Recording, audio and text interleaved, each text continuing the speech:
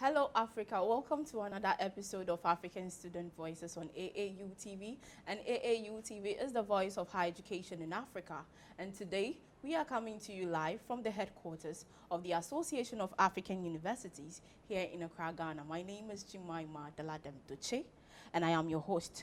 Today, we are discussing financial options for students in higher education, and I have here with me lovely guests. But don't also forget to follow the conversation on our social media handles: Association of African Universities on Facebook and YouTube, AAUTV_African Universities on Twitter, and AAUTV Official on Instagram. We'll be right back.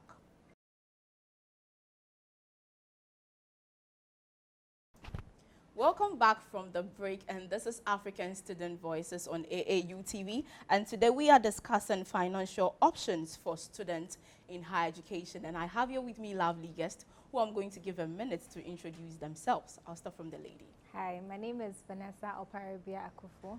I'm a student of the University of Ghana, reading accounting. I'm in level 300. Okay, you're welcome, Vanessa. Thank you.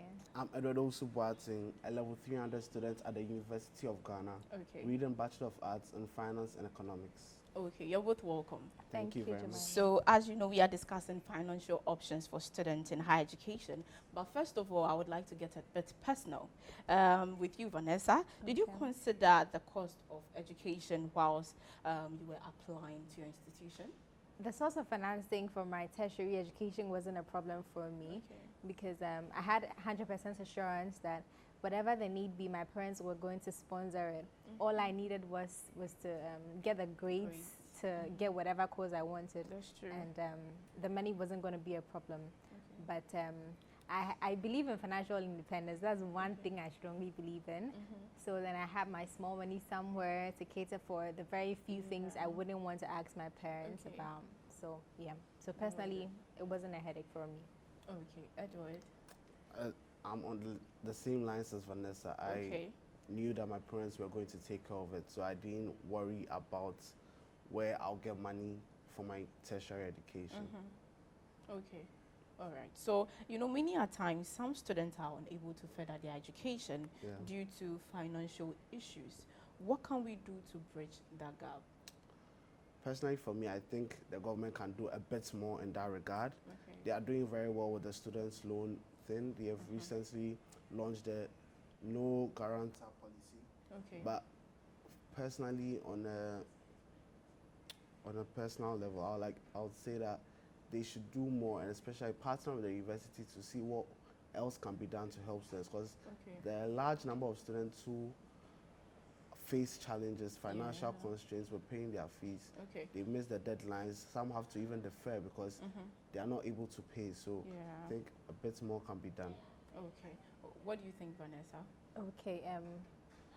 In addition to Edward's view concerning the government financing some students, let's face facts. The government cannot finance everybody. The student loans the schools give can't get to every student who needs the loans. So in as much as the government may offer some help, in as much as the school may offer some help, I believe that we can also, people in that situation could go the extra mile. People need people to work for them. That's true. There are decent jobs all over. You don't necessarily have to do prostitution or whatever. Get some decent income and top up, because even if the government gives you, it was going to be a percentage, and it can't cater for 100%. Even if it's 100%, it's just for the fees. You need food. You need your pocket money. Exactly. So then your little small something, work, find something to do.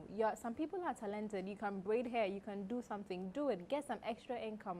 Finance yourself, and I think that's it. I think to add to that, some companies, some of the very big companies, can also, as a form of CSR, look into giving scholarships, financial aid to students in these universities. Okay, that's quite good. How does financial issues affect students? Say one from with the academic performance and then their mental health. All right. So talking from both perspectives, the academic performances and their mental health. let's even put students aside. Considering the layman, Okay. if you don't have money, your states, you're not sane enough. That's Even true. if you're not, if someone is talking to you, I mean, you're naturally angry because you're lacking something. Yes. As compared to a student, you have a lot of things to study. Assuming you're studying a course like mine, which is very demanding, accounting, finance and economics, it's the course alone is a headache. It's a headache. How much more? You I don't think have the money. the headache of having to think about where the fee is going to come from, and more so, the schools, the University of Ghana like this, there's a deadline for everything, and you have to pay like 50% of your fees before you are able to register for a course.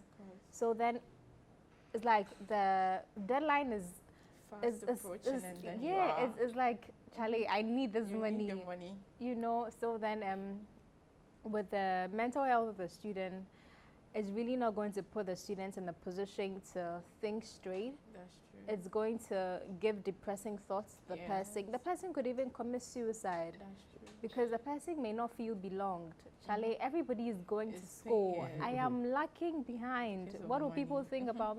It's really not a pleasant thing.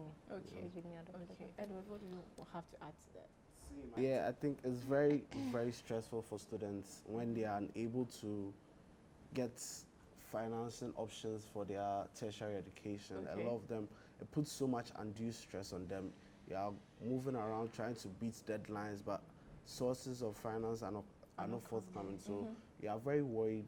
Then trying to put that up with your schoolwork, meet academic deadlines too. It's very disturbing. From a mental health standpoint, I think because of their worries, the stress, some of them, they may become depressed, they worry a lot, anxiety. So it puts a huge toll on students. Okay. Vanessa, let me come to you. Do you think students should be made to take up some cost of their education, or it should solely depend on their guardians or parents? Okay. Once again, all hands are not equal. That's true. Not everybody was born with a silver spoon in their mouth. Okay. Considering your background, you know where you're coming from. You know the financial standing of your family, of your parents. You know that, look, the income of my mom cannot meet up with the fees of the particular academic year. That's true. So, considering that, you can take up something and work and then do part of your fees because you're not going to get 100%. Or even if your parents can cater for all of the fees at the time, your pocket money, your other things, it won't be forthcoming from your parents all the time. It wouldn't be regular. So you could take up something, find something you're good at, do it. I believe everyone is good at something. So if if I'm getting you clearly, you would actually want the student to, partly take some cost. Yes. Edward, let me come to you. I think for me, students should be encouraged to help where they can. I mean, most tertiary students are above the ages of 18, around 18, you're an adult. So if you can help your parents to relieve the burden on them, you can help finance part of your education, not putting all the full cost on you, but if you can help them where you see that they are trying their best but they can't provide everything and you can help, it behooves on you, because at the end of the day, it's your education, it's what you are going to benefit from it, so it shouldn't be a problem investing something for the greater good. Okay, let me still be on you, Edward. What are some of the ways your institution, let me say Legon, is helping ease financial constraints on students? So University of Ghana, there's a Students Financial Aid Office, and they have a variety of scholarships that are open. They have the foundation one, they have the SRC Ibibwa scholarship, which is very beneficial to a lot of people. They have the UG sponsorship. I don't know if they are still continuing with that. There are plenty over, when you check the websites, on the website you have like 10 different scholarships and financing options. The students loan office too is there. So all these financing options are there for students, but I think what hasn't been done well is education about them. A lot of people don't know this. So what most people know, I think, is the students' loan and the SRCB Board scholarship. But for the others, not so much information on it. Okay, Vanessa. Yes, and some departments also offer scholarship opportunities. Okay. So then they cater for like 50%. So all you need to do is fill a form, give proof that you really need it, and then I think they're going to help you. Okay. That's interesting. Thank you very much for your submissions, but then we'll go for a quick break, and when we come back, we'll delve more into the discussion. Stay tuned.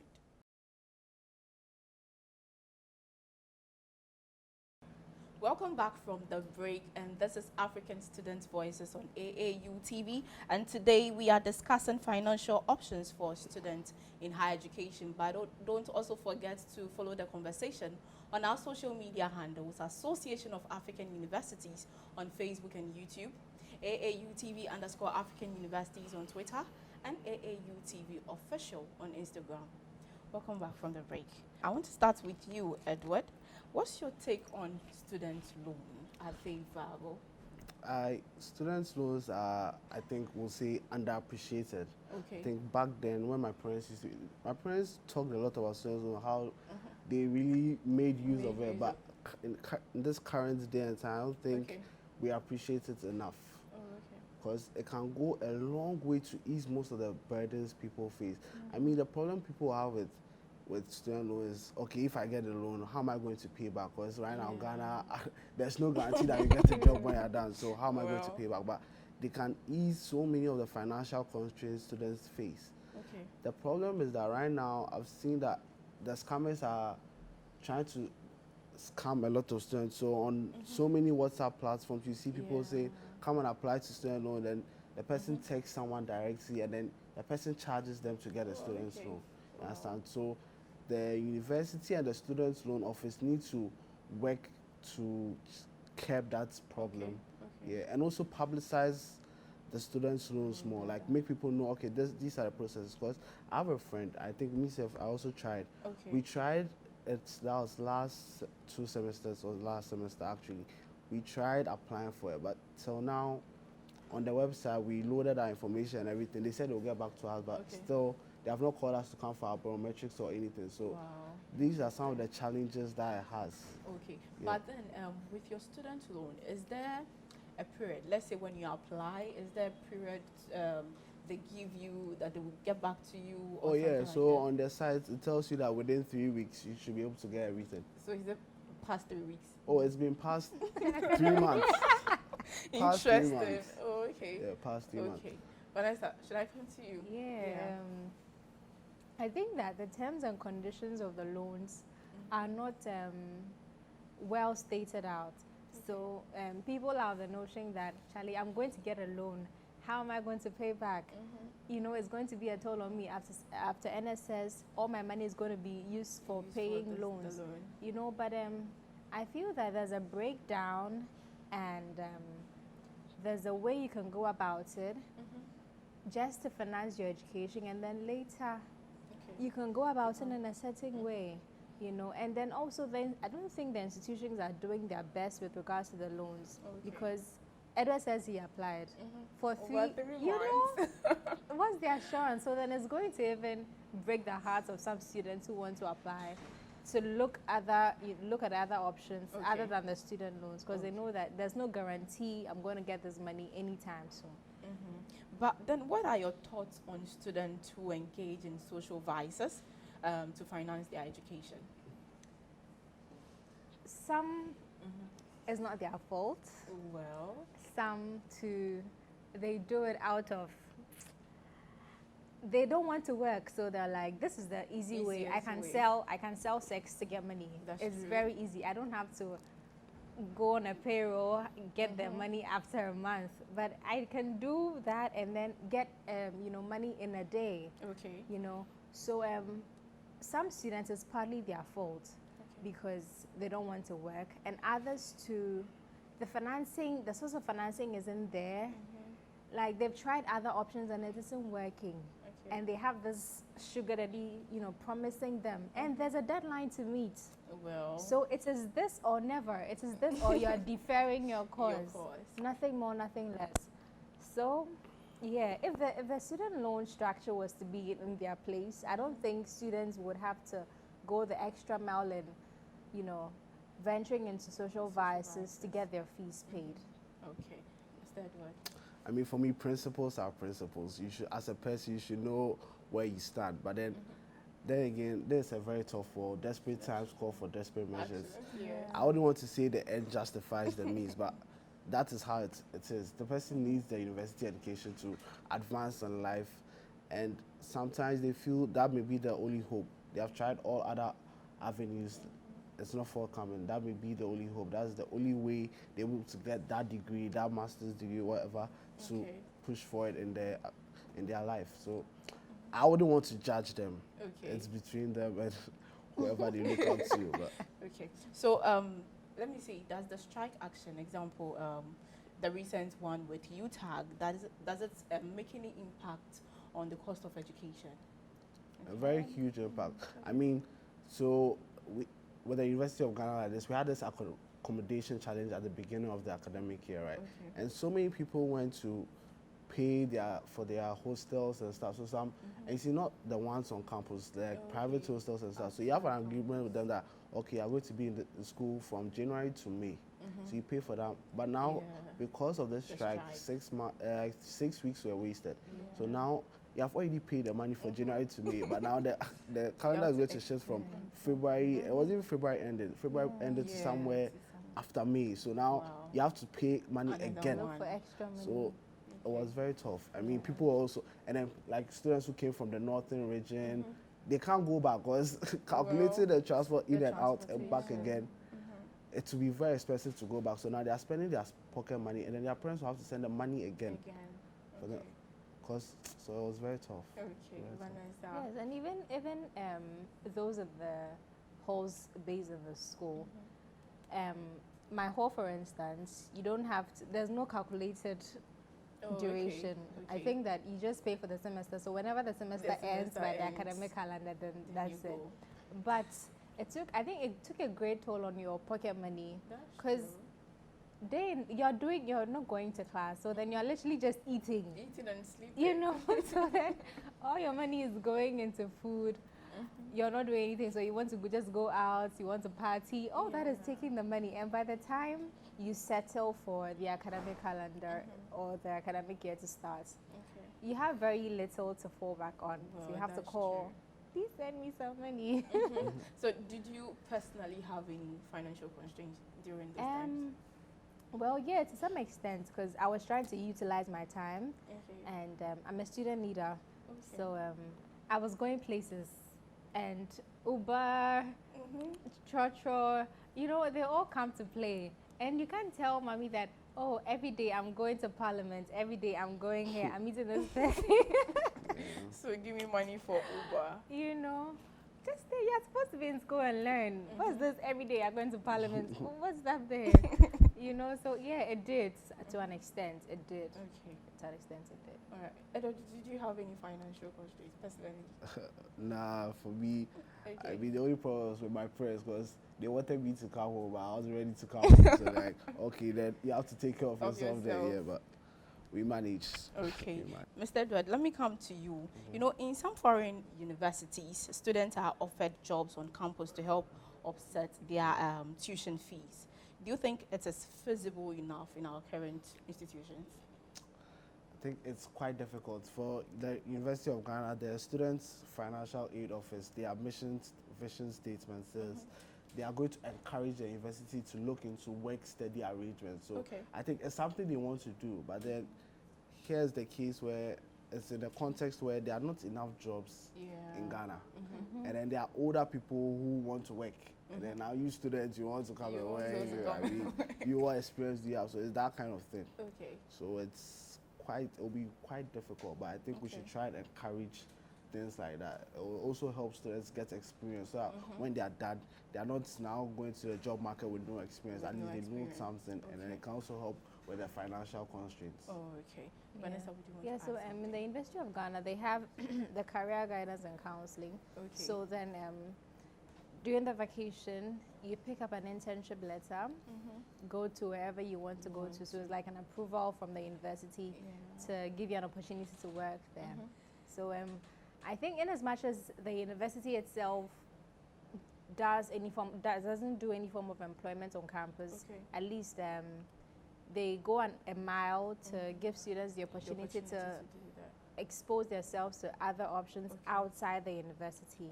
So with that, I won't say that they are not doing anything at all. At least they are trying, because the university cannot accommodate every student if they want to employ them. That's true. That's very true. Okay, so we are almost coming to the end of the show. But lastly, do you think, Mr. Edward, do you think there is a way students whose guardians are incapable of further funding their education at a point support themselves?